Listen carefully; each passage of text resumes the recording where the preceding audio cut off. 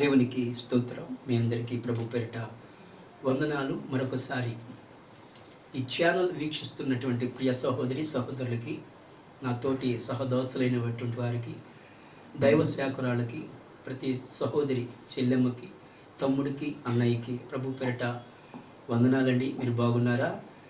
మీరు బాగుండాలని సర్వదా ఆ ప్రభువైన యేసుక్రీస్తుని దేవుని సన్నిధానంలో ప్రార్థిస్తూ ఉన్నాం.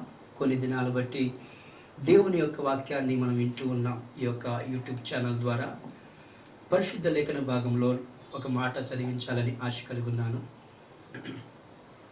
ఎస్తేరు గ్రంథం 1వ అధ్యాయం 4వ వచనాన్ని చదివి సహాయం చేయగలని ప్రభు పేరిట ఆశించడమైనది.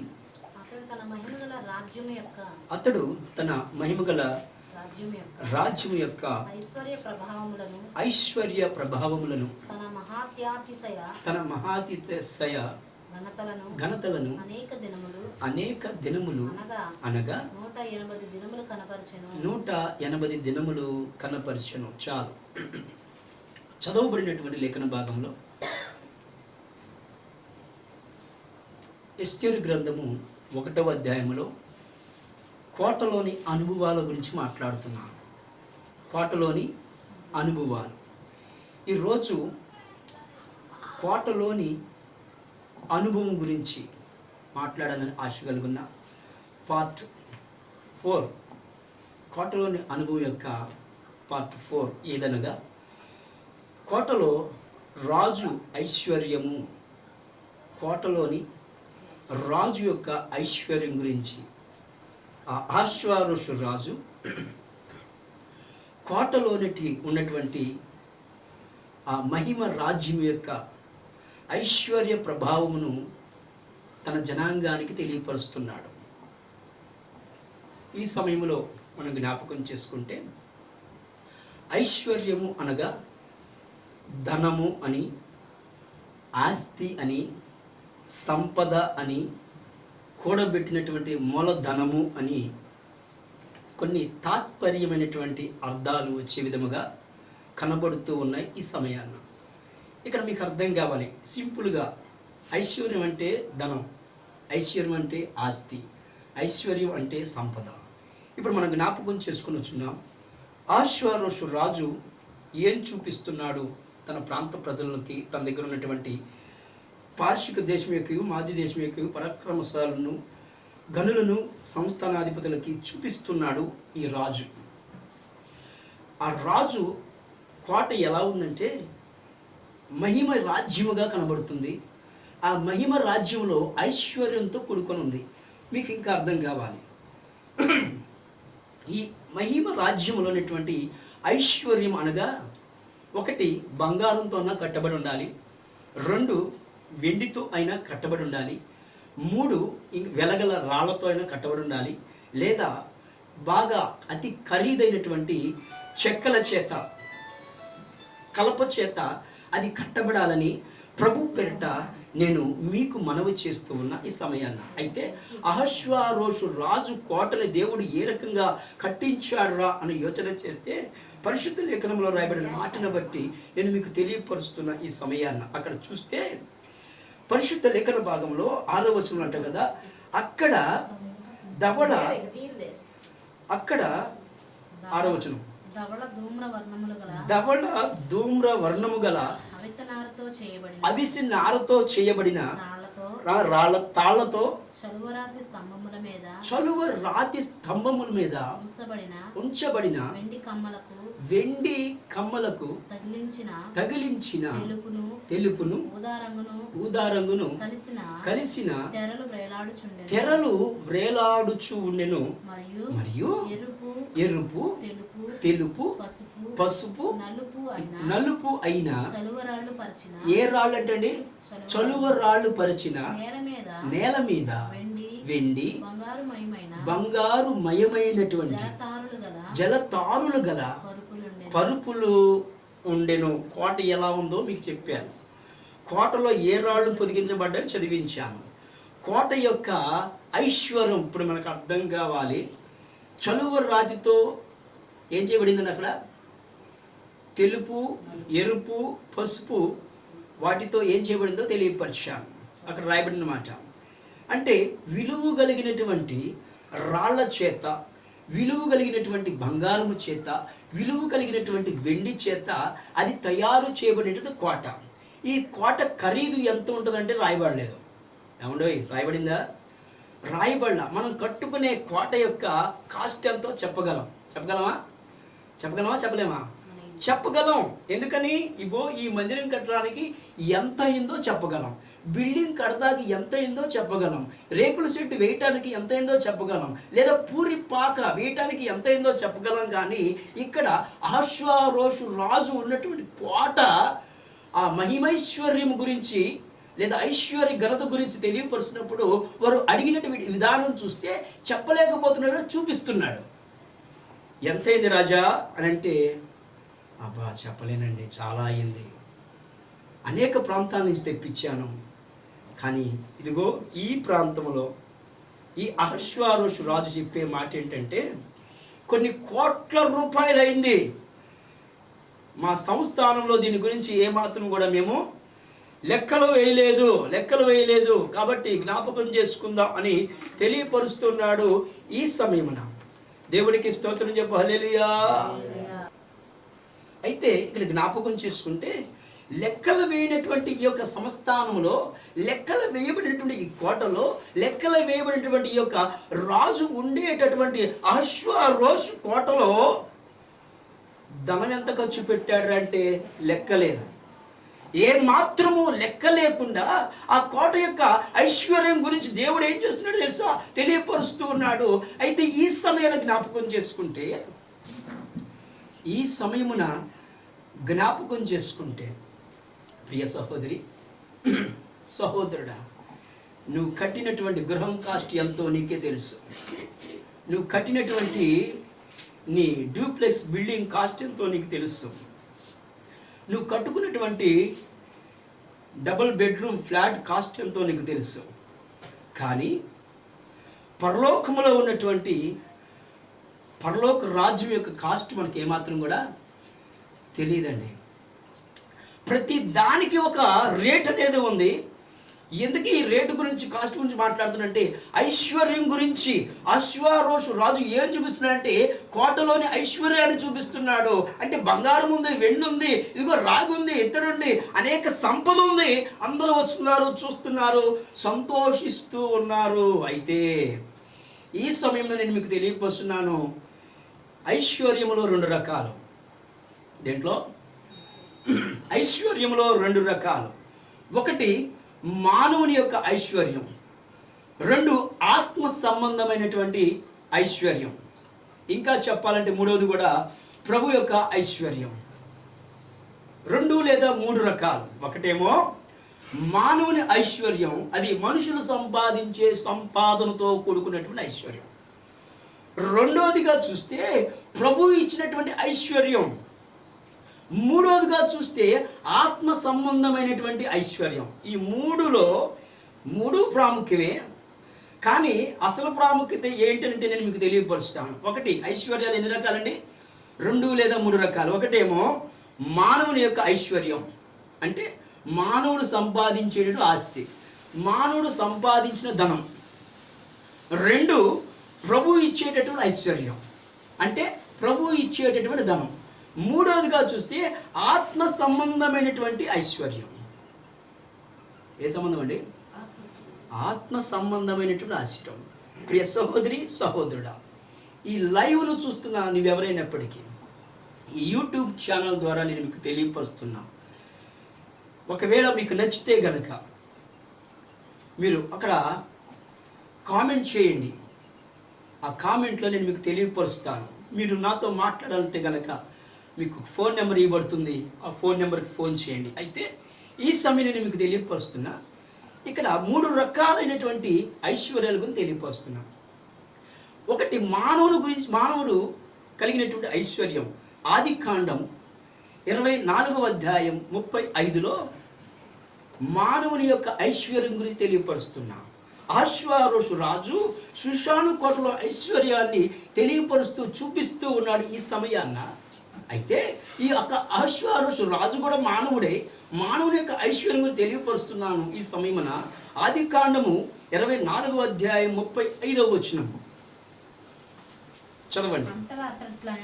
అంతటా అతడు ఇట్లా నేను అబ్రహాము దాసుడను, యెహోవా నా యజమానుని బహుగా ఆశీర్వదించెను గనుక అతడు గొప్పవాడాయను. అతనికి గొర్రెలను, గొడ్లను, వెండి బంగారములను, దాసదాసీలను, జనమును, ఒంటెలను, గాడిదలను దయచేసెను. నా యజమానుని భార్య అయిన సారా వృద్ధాప్యములో నా యజమానునికి కుమారుడు కన్ను. చాలు.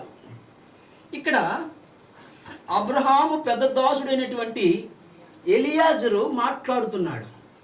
ఎలియాజరు చెబుతున్నాడు ఎవరి గురించి అనగా తన యజమానుడు అని పిలువబడుతున్నటువంటి అబ్రహాము గురించి.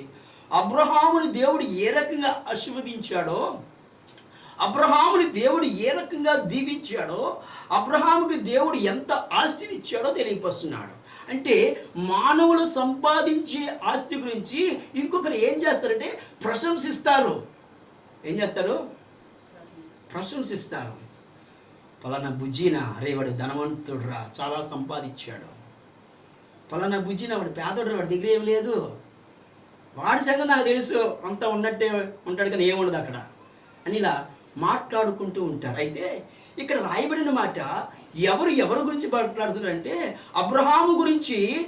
అబ్రహాము పెద్ద దాసుడు అనేటువంటి ఎలియాజరు ప్రస్తావిస్తూ నా యజమానుడు బహుగా ఆశీర్వదించబడిన వాడు, నా యజమానుడు బహుగా దీవించబడిన వాడని స్టేట్మెంట్ ఇస్తున్నాడు పరిశుద్ధ లేఖన భాగంలో ఎలియాజరు చెప్పేటటువంటి విధం ఎవరికి మెచ్చుకున్నారు, ఎవరికి నచ్చిందంటే, ఇదిగో ఎవరి కొరకైతే ఎలియాజరు వెళ్ళాడో, దేని కొరకైతే ఎలియాజరు వెళ్ళాడో, దేనికి వెళ్ళాడండి? అబ్రహాము కుమారుని ఇస్సాకు యొక్క సంబంధం కోసం వెళ్ళాడు. ఎవరితో మాట్లాడుతున్నాడు? ఏమండి, ఇస్సాకు చేసుకోబోయేటటువంటి రెబెకమ్మ యొక్క తండ్రితో మాట్లాడుతున్నాడు.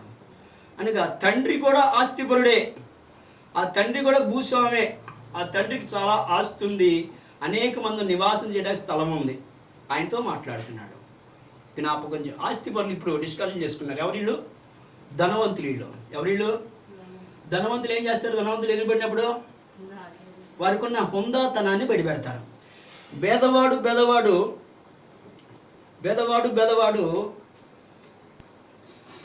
ఇప్పుడు ధనవంతులు ఏం చేస్తున్నారంటే ఎదురుపడి మాట్లాడుకుంటున్నారు. ఏమండి, ధనవంతుల పిల్లల్ని ధనవంతులే చేసుకుంటారు కానీ ధనవంతుల పిల్లల్ని పేదవాళ్ళు చేసుకుంటారా? సమాజం ఒప్పుకుంటుందా? ధనవంతుడిని నేను పేదోడికి ఇస్తానా? ఎంత ఉంది? ఏబిసిడి చూస్తారు. ఏ ఫర్ ఏంటి చెప్పండి? ఏబిసిడి అంటే ఎనీబడి కెన్ డ్యాన్స్ కాదు. ఏంటిది? ఏ ఫర్ ఏజ్, యాపిల్ కాదండి, ఏజ్ చూస్తారు. బి ఫర్ బ్యాలెన్స్ చూస్తారు. సి ఫర్ క్యాష్ చూస్తారు. డి ఫర్ డౌరీ చూస్తారు. అనగా వయసు ఎంత, బ్యాలెన్స్ మనతో చూపుతారా? ఇంతకు మన క్యాస్ట్ అయినా, సి ఫర్ క్యాస్ట్ అయినా, డి ఫర్ ఎంత ఇస్తారు. ఈ చూసిన తర్వాత సంబంధం సెట్ చేసుకుంటారు. అప్పుడు దాకా 100 ఇళ్ళు తిరుగుతారు, 10 ఇళ్ళు తిరుగుతారు. జ్ఞాపకం చేసుకుంది. ఇప్పుడు ధనవంతులు ఏం డిస్కషన్ చేస్తున్నారంటే సంబంధం సెట్ చేసుకోవడానికి బయలుదేరాడండి. ధనవంతులు మాట్లాడుతున్నారు. ఇది మీకు అర్థం కావడానికి మాట్లాడుతున్నాం. అంటే మానవుని యొక్క ఐశ్వర్యం ఇక్కడ మనం చూడాలి. నా తండ్రిని నా దాసుని దేవుడు బాగా ఆశీర్వదించాలని తెలియపరుస్తున్నాడు. అయితే ద్వితీయోపదేశకాండంలో 8వ అధ్యాయం 10 నుంచి 14 వరకు చదివితే త్వరగా పరిశుద్ధ లేఖన భాగంలోకి వెళ్ళిపోదాం. ముందు చదవండి.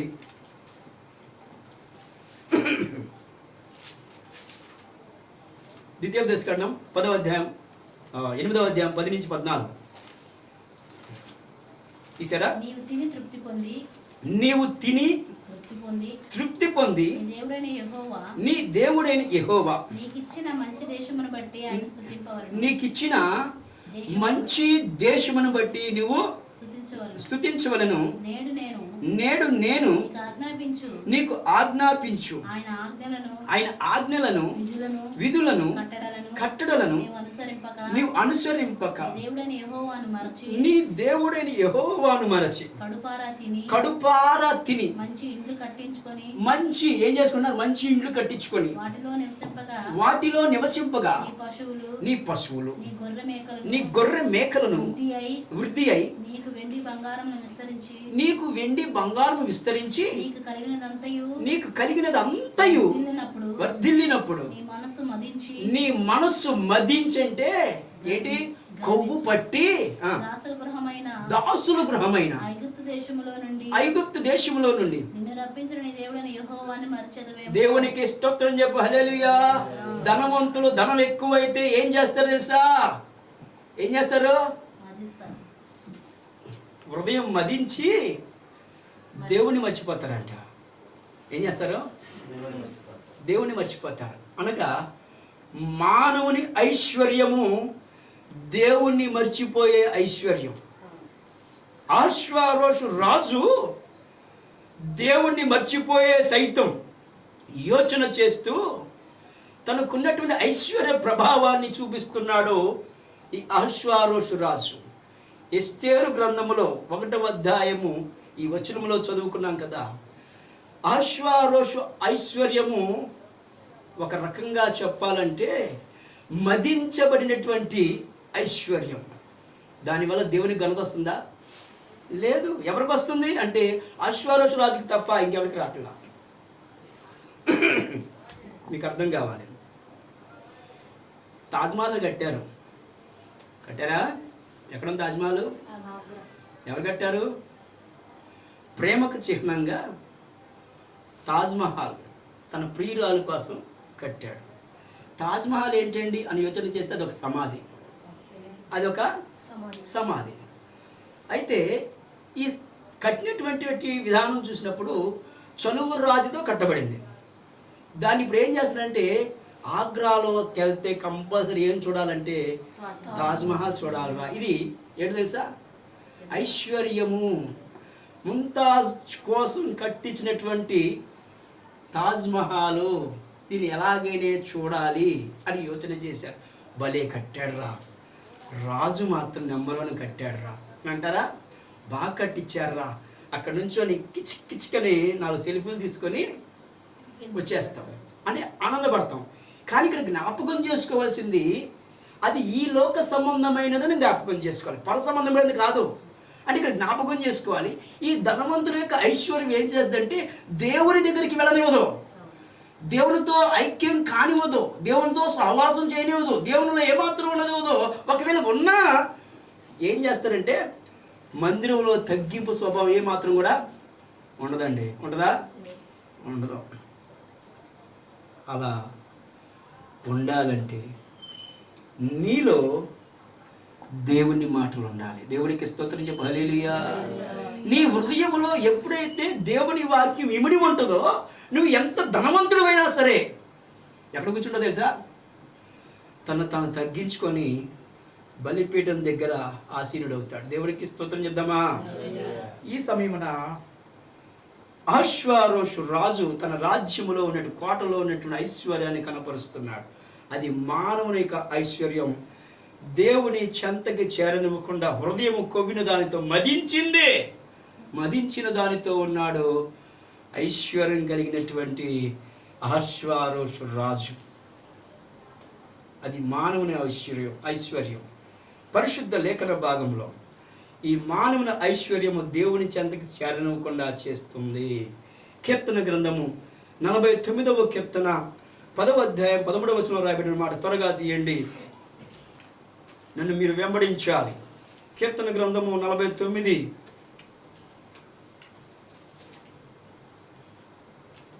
10 నుంచి చదువుకుంటా వెళితే, జ్ఞానులు చనిపోవుదురు సంగతి అతని కనబడకుండా పోదు, మూర్ఖులను పశుప్రాయులను ఏకముగా నశింతురు.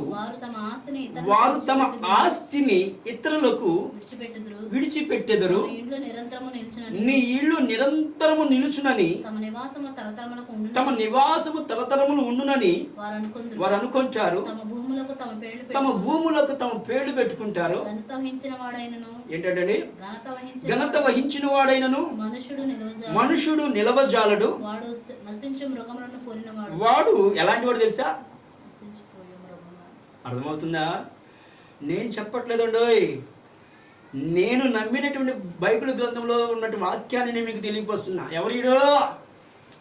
ఎవరండి? మానవుని ఐశ్వర్యము సంపాదించినటువంటి వాడు, అనగా ఐశ్వర్యం కలిగిన వాడు, ధనవంతుడు. ఏమంటున్నారండి? ధనవంతుడు ఏమంటున్నాడు దేవుడు? నశించినటువంటి మృగం అంట. ధనవంతుడు దేంతో సమానం? ఇప్పుడు నీకున్న ఐశ్వర్యం దేంతో సమానం అంటే జ్ఞాపకం చేస్తాం. ఇటలీలో కరోనా వ్యాధి వచ్చింది. ఇటలీలో కుప్పలు తప్పులుగా చనిపోయారు జనాభా. వాళ్ళు ఏం చేశారు తెలుసా? వాళ్ళు సంపాదించిన సొమ్మంతా కూడా వాళ్ళకి అక్కడికి రాలేదని రోడ్ల మీద పడేశారు. రోడ్ల మీద పడేశారండి. నేను సంపాదించిన సొమ్ము నాకు పంచుకోలేదని. ఇట్లా పెంట కుప్పల మీద పారవేయబడుతుంది. ఇక్కడ అంటున్న మాట, జనాంగమైన వారు 10 ఎకరాల భూమి కొన్నాడు అనుకో, అక్కడ బోర్డు పెడతాడు. ఏమని?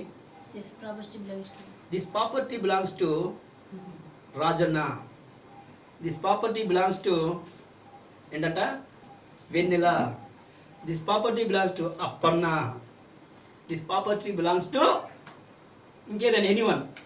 ఆ పేరు పెట్టి బోర్డు వేస్తాడా? ఇది నాది అయిపోయింది.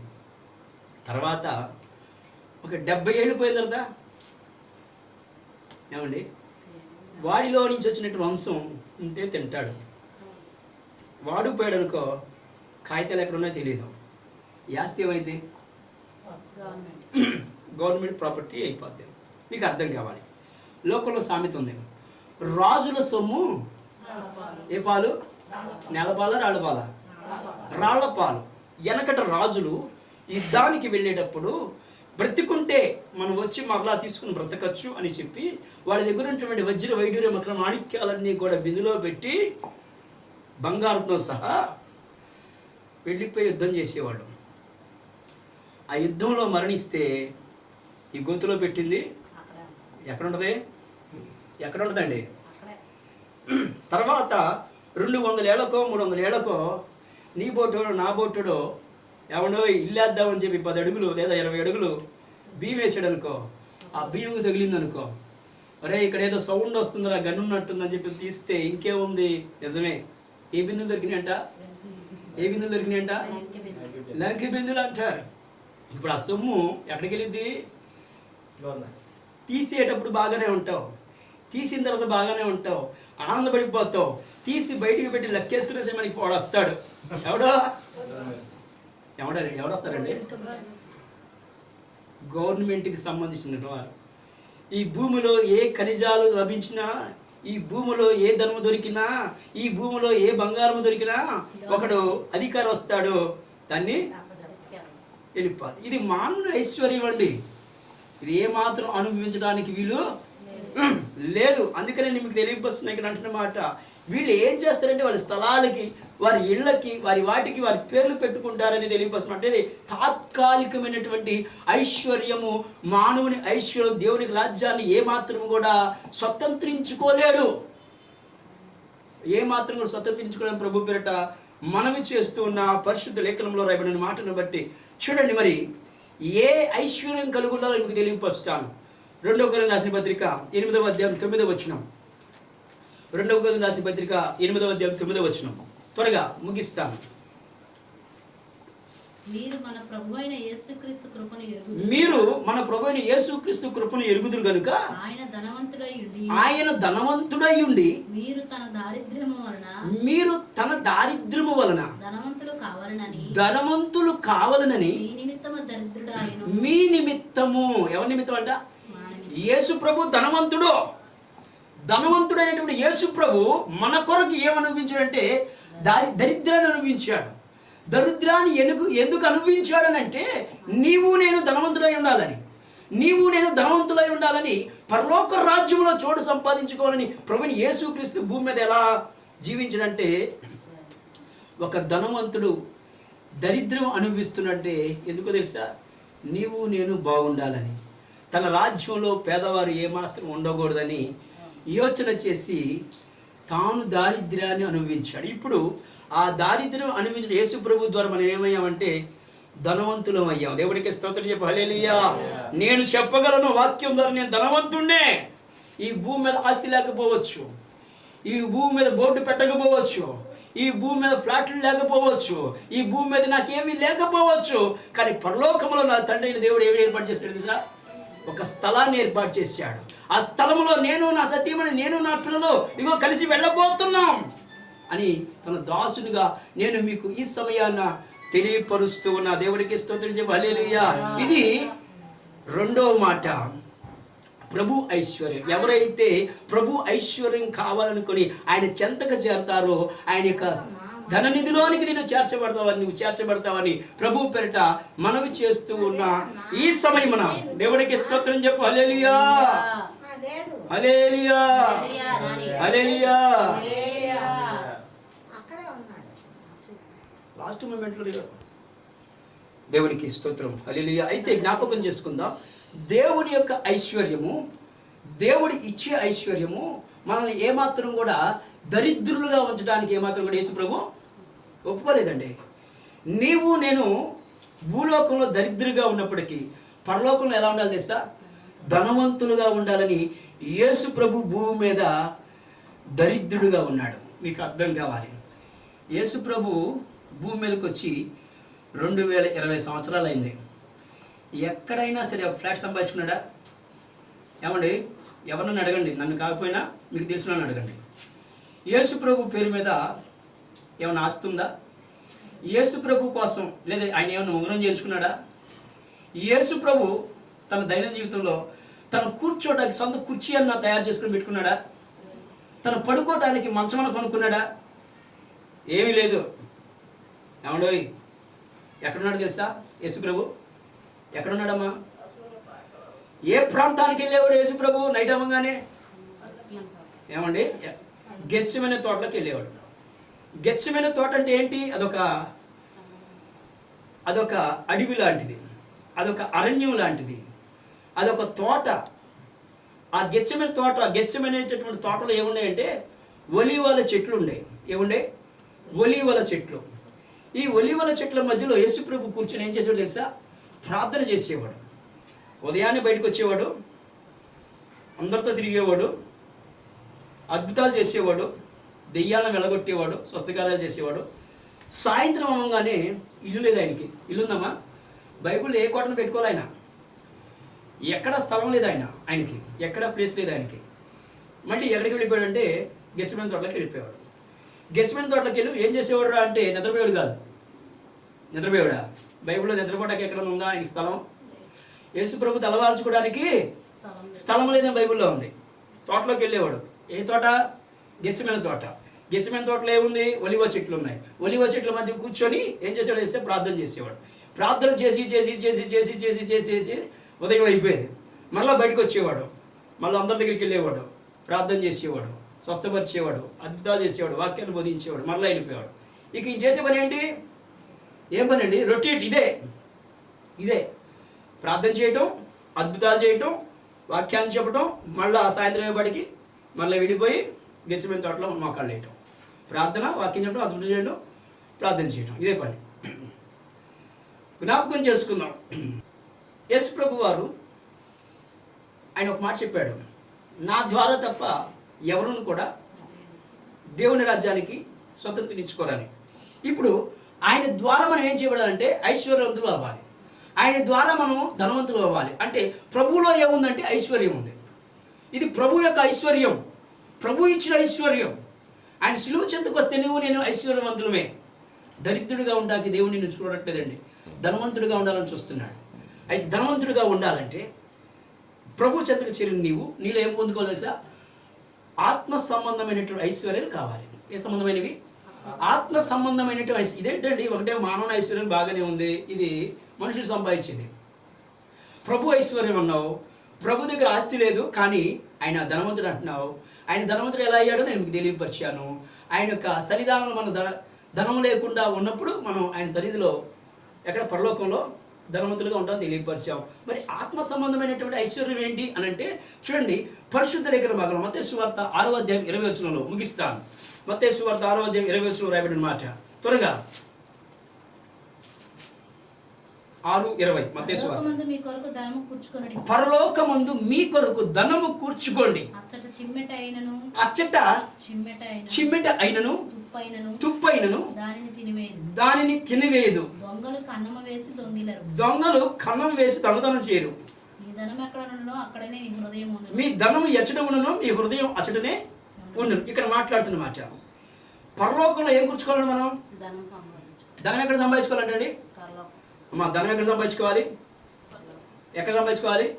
పరలోకంలో ధనం సంపాదించుకోవాలి. కానీ మనుషులైన వారు ఎక్కడ ధనం సంపాదించుకున్నారు? భూలోకంలో ధనం సంపాదించుకున్నారు. భూలోకంలో ధనమును సంపాదించుకున్న వాడికి పరలోకంలో ఏమాత్రం కూడా ధనము లేదు, ప్లేసే లేదు. మీకు మాట చెప్పమంటారా? మరి ఇప్పుడు ఉన్నటువంటి టాటా బిర్లాల పరిస్థితి ఏంటండి? ముఖేష్ అంబానీ, అనిల్ అంబానీ, ధీరుభాయ్ అంబానీ, బిల్ గేట్స్ పని ఏంటంటే ఎక్కడికి వెళ్ళరు?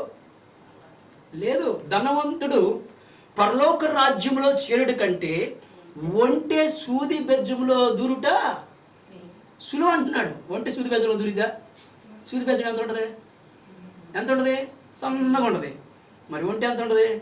పెద్దగా ఉంటుంది. ఇప్పుడు ధనవంతుడు ఎలా అంటాడు? పెద్దగా ఉన్నాడు. సూది ఎంత ఉంది? ఎంత ఉంది. ఇప్పుడు వెళ్తాడా? అందుకని ప్రభు చెప్పిన మాట, ధనవంతుడు పరలోక రాజ్యం చేయడం కంటే ఒంటి సూది బెజ్జంలో దూరుట సులువు అన్నాడు. అంటే జ్ఞాపకం చేసుకున్నాం. ఇక్కడ రాయబడిన మాట, ఆత్మ సంబంధమైనటువంటి ఐశ్వర్యం ఎక్కడుందంటే పరలోకంలోనే. ఈ పరలోకంలో ఉన్న ఐశ్వర్యాన్ని పొందుకోవాలని నువ్వేం చేయాలి తెలుసా? నువ్వు భూలోకంలో ధనాన్ని సమకూర్చుకోకూడదండి. ఈ భూలోకంలో నువ్వు ధనాన్ని ఏమాత్రం కూడా కూడబెట్టుకోకూడదు. ఈ భూలోకంలో ధనాన్ని ఏమాత్రం కూడా దాచుకోకూడదు. ఒకవేళ దాచుకున్నావు అనుకో, నీ హృదయం ఎక్కడ ఉండదంటే యేసు ప్రభు మీద ఏమాత్రం ఉండదు, ప్రార్థన మీద ఏమాత్రం ఉండదు, మందిరం మీద ఏమాత్రం ఉండదు, వాక్యం మీద ఏమాత్రం ఉండదు. ఏం చేస్తామంటే బ్యాంకులో 10,000 వేసాను, ఉన్నాయో లేవో ఒకసారి వెళ్ళొద్దాం. బ్యాంకులో 5 ఏళ్ళకి 1 లక్ష రూపాయలు వేసాను, తర్వాత ఎన్ని ఏళ్ళు అవుతాయి? 2 లక్షలు అవుతాయి. లేదు, 2 లక్షలు వేసాను, 5 ఏళ్ళకి ఎన్ని అవుతాయి? 4 అవుతాయి. ఇప్పుడు 4 ఏళ్ళు అయిన తర్వాత కూడా నీ హృదయం ఎక్కడ ఉంది తెలుసా? ఎక్కడ ఉంటుంది? ఎక్కడ ఉందండి? మీకు అర్థమవుతులేదు నా భాష మీకు? నేను 1 కోటి రూపాయలు తీసుకెళ్ళి బ్యాంకులో వేసాను అనుకో, 25 సంవత్సరాల దాకా నేను జీవిస్తున్న ఆశ కలిగి 25 సంవత్సరాల తర్వాత తీసుకున్నానండి, ఎంత అయితే అంత రెట్టింపు అని చెప్తా. వాడు ఒక బాండ్ ఇస్తాడు, దాన్ని చాలా జాగ్రత్తగా చేసుకుంటాం.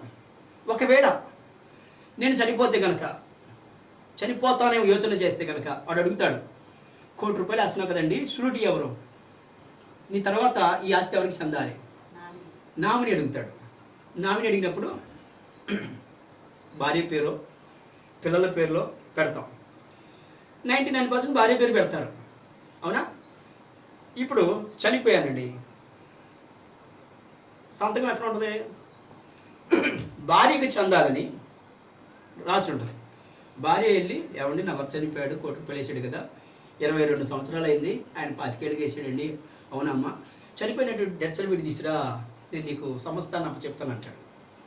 తీసుకెళ్ళిన తర్వాత ఆ 1 కోటి రూపాయలకి 22 సంవత్సరాలకి ఎంతైతే వడ్డీ కలిసిందో అంత మొత్తం కలిపేసి ఇమ్మడు చెప్తాడు, అవునా? ఇప్పుడు ఈ 22 సంవత్సరాలు ఈయన ఏం చేశాడు తెలుసా? ప్రార్థనే చేశాడు. ఈ 22 సంవత్సరాలు ఇవేం చేసింది తెలుసా? ప్రార్థనే చేసింది. ఆయన ప్రార్థన చేసినప్పటికీ వీళ్ళ మైండ్ ఎక్కడ ఉంది తెలుసా? ఎక్కడ ఉంది? అక్కడే ఉంది. దేవుడు ఏమంటున్నాడు? చదవండి 6:20 మత్తయి సువార్త 6:20 త్వరగా. పరలోకమందు మీ కొరకు ధనము పరలోకమందు మీ ధనము సమకూర్చుకొనుడి. అచ్చట చిమ్మెట అయినను అక్కడ ఏం పట్టదంట? చిమ్మెట పట్టదు, తుప్పు అయినను తుప్పు పట్టదు, దానిని తినివేయదు. దానిని ఏమాత్రము తినివేయదు. దొంగలు కన్నము వేసి దొంగలు దొంగతనం చేయరు. నీ ధనం ఎక్కడ ఉండునో అక్కడనే నీ ధనము ఎచ్చట ఉండునో నీ మనసు నీ హృదయం అచ్చటే ఉంది అంటున్నాడు.